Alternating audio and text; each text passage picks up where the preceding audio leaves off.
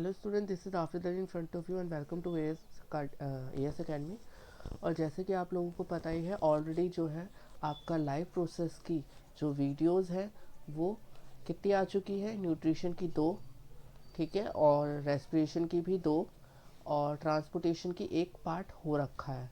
ठीक है, आज हम पार्ट 2 करवाएंगे आपको। ठीक है, पार्ट 1 के अंदर ट्रांसपोर्टेशन ह्यूमन बींग्स में था, बट पार्ट 2 के अंदर ट्रांसपोर्टेशन इन प्लांट, जो कि आज का हमारा टॉपिक भी है। ठीक है, तो कुल मिला के दो दो और एक वीडियो इसकी और एक वीडियो पहले की जो बेसिक कॉन्सेप्ट है, यानी कि 2 2 4 और एक 5 और एक 6, 6 ऑलरेडी हो रखी है लाइव प्रोसेस की 7वीं आज मैं बनाने जा रहा हूँ। ठीक है, ध्यान से, इसीलिए ये लाइव प्रोसेस बहुत ज़्यादा कंटेंट इसमें से आ रहा है इस टाइम पर। ठीक है, सैम्पल पेपर में भी एक बार आप चेक करिए, इस लाइव प्रोसेस से बहुत ज़्यादा क्वेश्चन आ रहे हैं। ठीक है, और ड्यू टू कोविड की वजह से क्या हो रहा है कि इसके अंदर और भी ज़्यादा कंटेंट इस पे डाला है, क्योंकि कुछ चैप्टर्स के पोर्शन जो है जो कि पेपर में आते थे डिफ़िकल्ट पोर्शन, वो कट गया है। ठीक है, इसलिए इसका वेटेज और भी ज़्यादा बढ़ चुका है। चलो, ये सब तो आपको मैंने बता दिया, बट अब हम स्टार्ट करते हैं अपना टॉपिक। जो भी हमारा टॉपिक है क्या है, transportation in plants. Human beings में बताया था, आई होप सब क्लियर हो गया होगा।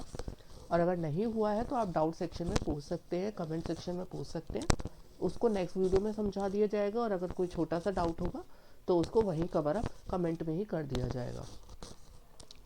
नाउ, ट्रांसपोर्टेशन इन प्लांट्स की अगर मैं बात करूं तो we have discussed earlier how plants take in simple compounds such as carbon dioxide, photosynthesis energy stored in their chlorophyll containing organs named sleep। जैसे कि हम लोगों ने ऑलरेडी डिस्कस ये कर रखा है कि कैसे प्लांट जो होते हैं सिंपल कंपाउंड जो है कार्बन डाइऑक्साइड, फोटोसिंथेसिस, उनको एनर्जी को किस तरीके से क्लोरोफिल के अंदर स्टोर करके रखते हैं। ठीक है, जैसे और क्लोरोफिल कहाँ प्रेजेंट होता है, लीव्स के अंदर प्रेजेंट होता है।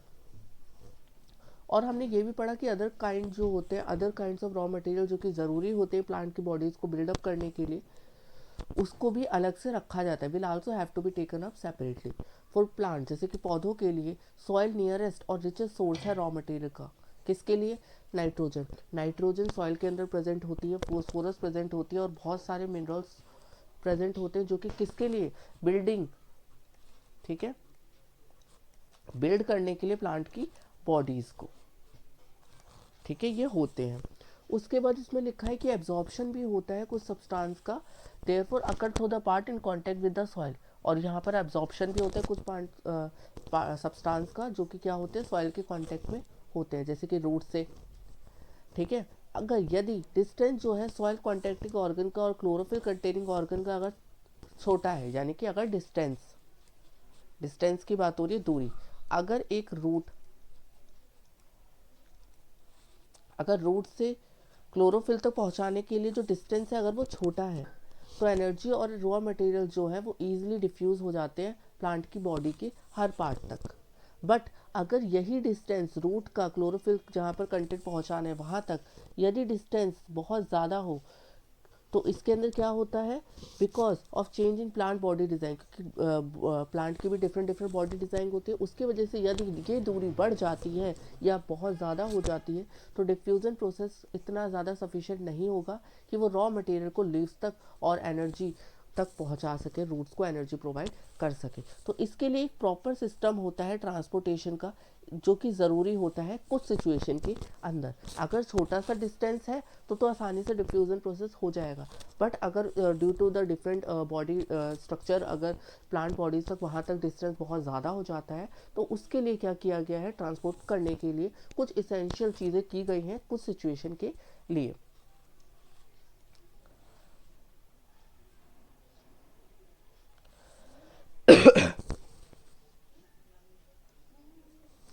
ठीक है, तो इसके लिए अगर मैं बात करूँ तो कहाँ पर हम लोग थे, यहाँ पर थे कुछ सिचुएशन के लिए। अब वो कुछ सिचुएशन कौन कौन सी है ये देखना पड़ेगा।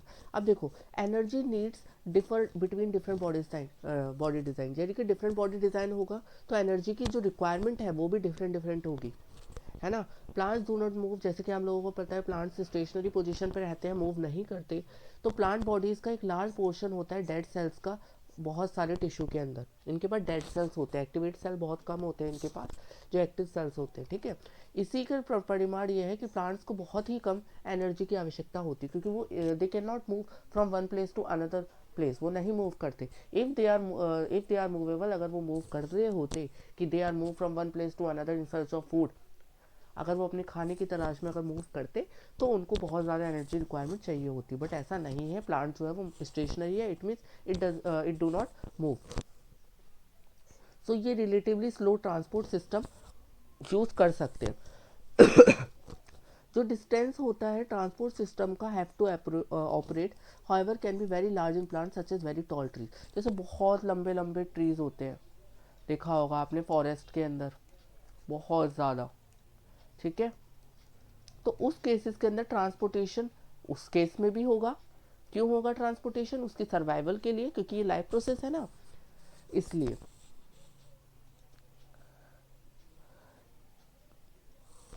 उसके बाद प्लांट ट्रांसपोर्ट सिस्टम जो है will move energy store from leaves. अब प्लांट ट्रांसपोर्ट सिस्टम मूव करता है एनर्जी को स्टोर जो कि हो रखी होती है लीव्स के अंदर, और रॉ मटेरियल जो कि वो रूट से लेता है। दो पाथ हैं, there are two path are constructed as independently organize connective tubes. पहला तो है जाइलम, जो कि पानी को मूव करवाता है और मिनरल्स को मूव करवाता है सॉइल से। सॉइल के अंदर जो भी होता है, दिस इज सॉइल, यहाँ पर रूट्स है, तो यहाँ से क्या करना, पूरी बॉडी के अंदर, ठीक है, पेड़ की पूरी बॉडी तक क्या पहुँचाना, वाटर और मिनरल। किसका काम है? जाइलम का, ठीक है, XYLEM। और दूसरा एक है फ्लोएम। फ्लोएम का क्या काम है? फ्लोएम का काम होता है ट्रांसपोर्ट करना फूड को, ठीक है, फूड को ट्रांसपोर्ट करना from one place to another place. तो फ्लोएम का अगर मैं बात करूं, फ्लोएम का काम क्या है? फूड को पहुंचाना कहाँ तक? To all parts of the plant. लिख लो, ट्री या प्लांट कुछ भी है, लिख सकते हो। We have studied the structure of these tissue in detail in class 9th। हमने 9th क्लास में ये पढ़ रखा है जाइलम और फ्लोएम का, ठीक है। तो इतना ज़्यादा वो टिपिकल नहीं है, बस ये याद रखो जाइलम जो है वाटर और मिनरल्स के लिए है, और फ्लोएम जो है जो भी खाना फोटोसिंथेसिस के द्वारा बनता है उसको, उस प्रोडक्ट को पहुंचाना एक जगह से दूसरी जगह पर। क्लियर? अब हम जाइलम और फ्लोएम के बारे में थोड़ा थोड़ा पढ़ लेते हैं।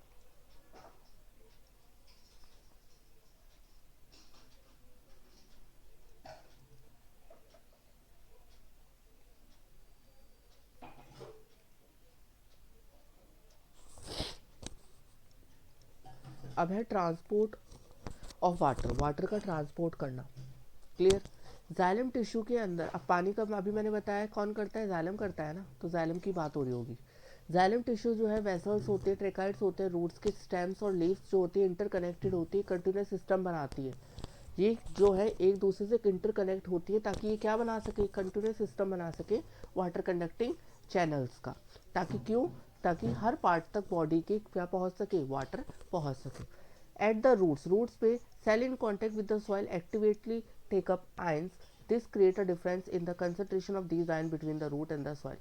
अब क्या होता है कि ये सॉइल है, दिस इज ट्री और प्लांट वट एवर, ठीक है। तो इसके अंदर से क्या होता है, जो भी सेल्स क्या होते हैं सॉइल से अटैच होते हैं वो कांटेक्ट में रहते हैं, ठीक है, जो भी होते हैं वो कांटेक्ट में रहते हैं, और ये क्या करते हैं, एक्टिवली क्या करते हैं, आयंस को ऊपर ले जाते हैं। तो इससे क्या होता है, एक डिफरेंस क्रिएट हो जाता है आयंस की कंसंट्रेशन में between the root and the soil, root में और सॉइल के बीच में।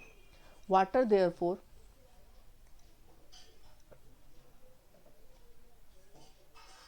फिर वाटर देयरफॉर क्या करता है, वाटर मूव करता है into the root from the soil to eliminate the difference. अब जो आपका जो वो है जाइलम जो है वो मूव करता है रूट की तरफ from the soil to eliminate this difference. अब इस डिफरेंस को क्या करने के लिए, हटाने के लिए, जो ये डिफरेंस आता है उसके आयंस वो ले जाता है, तो उसके वजह से डिफरेंस जो आता है उसको एलिमिनेट करने के लिए।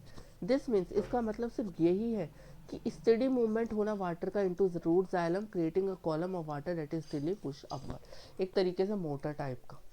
कि जितना उसको मिलता जा रहा है वो उसको पहुंचाते जा रहा है। फिर प्रेशर आया, फिर उसने पहुंचाया, फिर प्रेशर आया, फिर उसने पहुंचाया, ऐसे करके होता है ना, मोटर चलती है जो। अब यहीं से पानी ना आए तो क्या ऊपर मूव कर पाएगा, या ऊपर ही पानी ना आए नीचे से मतलब कोई दिक्कत है। तो इस तरीके से डिफरेंस को एलिमिनेट करना। However, इसमें लिखा है however this pressure by itself is unlikely to be enough to move water over the heights। heights तक वो खुद पहुंचाने में असमर्थ होता है। ठीक है, that we commonly see in plants। plants use another strategy to move water in the xylem upward to the highest point of the plant body। ठीक है, तो इसके अंदर यही बता रखा है कि प्लांट इस तरीके से अनदर स्ट्रेटेजी यूज़ करते हैं जिसके अंदर वो पानी को पहुंचाते हैं, ठीक है, जाइलम के द्वारा अपवर्ड, ऊपर पहुंचाते हैं highest point of the plant body. अगर ये है एक लीव्स है, प्लांट बॉडी है, ठीक है, ये गमले में लगा हुआ है ऐसे मान लो, तो ये जो हाईएस्ट पीक है यहाँ तक पहुंचाने का काम भी किसका है, जाइलम। क्लियर?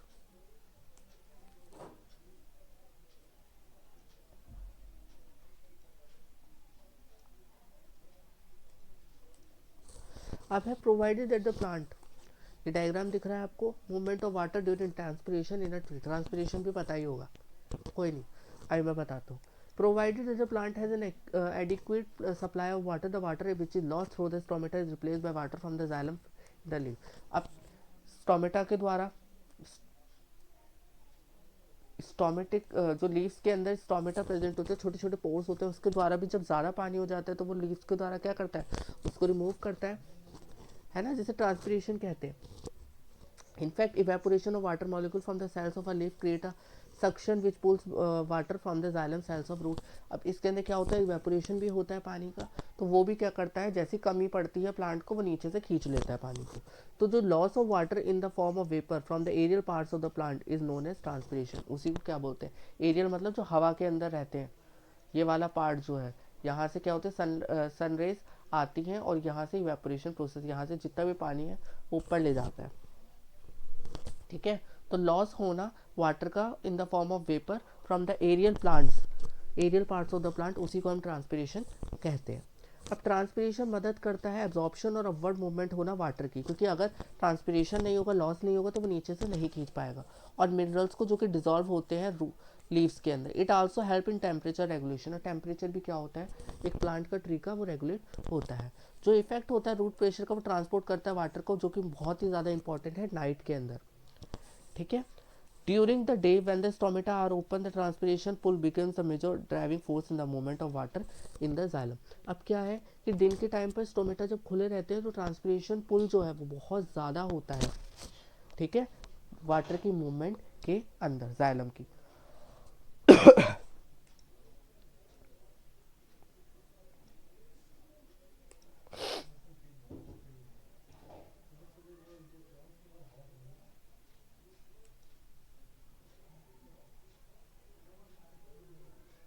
थोड़ा सा टॉपिक और रह गया है, इसको भी हम क्लियर कर लेते हैं। अब है transportation of food and other substance. मैंने बताया था ना, अब ट्रांसपोर्टेशन ऑफ फूड और अदर सब्सटेंस कौन करेगा, फ्लोएम। जाइलम का काम क्या था, वाटर और मिनरल्स को करने का, जो कि हमने पढ़ लिया।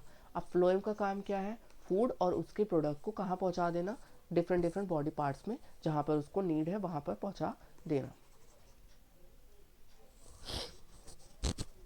So far we have discussed the transport of water and minerals in plant. Now let us consider how the product of metabolic process, particularly photosynthesis, are moved from leaves where they are formed। यानी कि जहाँ वो बनते हैं वहाँ से एक जगह से दूसरी जगह कैसे पहुँचता है, to other part of the plant। This transport of soluble product of photosynthesis, जो ये ट्रांसपोर्ट होता है सॉल्युबल प्रोडक्ट का, जो कि घुले हुए प्रोडक्ट होते हैं फोटोसिंथेसिस के द्वारा जब बनते हैं, उसको हम बोलते हैं ट्रांसलोकेशन। तो पेपर में पूछ सकते हैं व्हाट इज ट्रांसपिरेशन, जो कि आपने जाइलम में पढ़ा है, लॉस ऑफ वाटर, ठीक है, from the aerial parts of the plant. और आपका ट्रांसलोकेशन पूछ सकते हैं, जो कि फ्लोइम टॉपिक के अंदर है, और इसी क्या करता है, ट्रांसलोकेशन होता है ट्रांसपोर्ट करना सॉल्युबल प्रोडक्ट का ऑफ फोटोसिंथेसिस। ठीक है, और ये अकर होता है पार्ट ऑफ वेस्कुलर टिश्यू, जिसे हम फ्लोइम कहते हैं। मैंने बता दिया फ्लोइम के अंदर ही होता है। Beside the product of photosynthesis, यानी कि अगर हम इसको छोड़ के भी प्रोडक्ट जो है फोटोसिंथेसिस की, फ्लोएम क्या क्या ट्रांसपोर्ट करता है, एमिनो एसिड करता है और कुछ सब्सटेंस भी ट्रांसपोर्ट करता है। These substances are especially delivered into the storage organ of roots, fruits and seeds and to growing organ। और ये सब्सटेंस स्पेशली कहाँ पहुँचाए जाते हैं, जहाँ पर स्टोरेज ऑर्गन होता है। कौन सा? जैसे जड़ें जो कि स्टोर करती हैं फ्रूट्स, सीड्स और growing organs. This translocation of food and other substance take place in the seed tubes with the help of adjacent companion cell both in upward and downward direction. अब क्या होता है, जो translocation होता है food का या अन्य सब्सटेंस का, वो कहाँ पर पहुँच जाता है? सीड ट्यूब में। किसके द्वारा? कंपेनियन सेल की हेल्प के द्वारा, हेल्प से वो सीड ट्यूब में पहुँच जाता है, जहाँ पर वो दोनों ही अपवर्ड डायरेक्शन में, जैसे जाइलम जो है वो तो क्या करता है, रूट से ऊपर की तरफ अपवर्ड डायरेक्शन में, लेकिन खाना ऊपर से ऊपर भी जाता है और नीचे भी आता है, क्योंकि रूट को भी ज़रूरत है और लीफ को भी ज़रूरत है, सबको ज़रूरत है खाने की। ठीक है। Unlike transport in xylem, which can be largely explained by simple physical forces, the translocation in phloem is achieved by utilising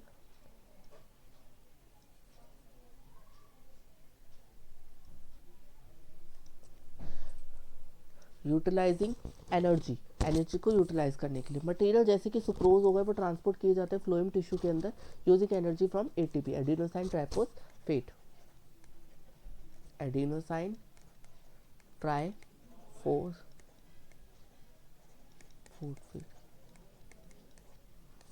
ठीक है। इससे क्या हो जाता है, इससे इंक्रीज हो जाता है osmotic pressure of the tissue causing water to move into it. Osmotic pressure create होता है जिसकी वजह से वो टिश्यू जो है वो वाटर को मूव करने में मदद करता है। This pressure moves the material into the phloem, और ये प्रेशर भी मदद करता है मटेरियल को मूव करने के लिए फ्लोएम से टिश्यू के अंदर, विच हैव लेस प्रेशर।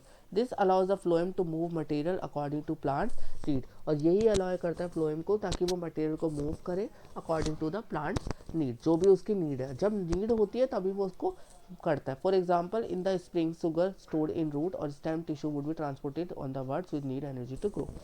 उदाहरण के तौर पर स्प्रिंग सीजन के अंदर शुगर जो है वो स्टोर किया जाता है रूट के अंदर और स्टेम टिश्यू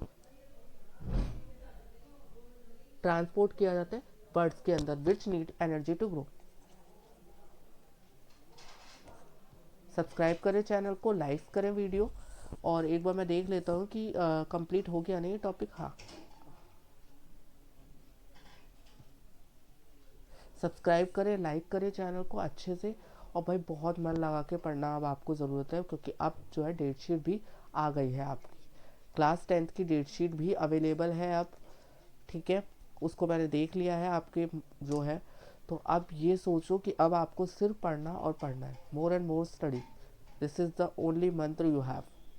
ठीक है, सब्सक्राइब करें, लाइक करें वीडियोस को, और शेयर करें एज फार एज पॉसिबल, जितना हो सके उतना ज़्यादा इसको शेयर करें।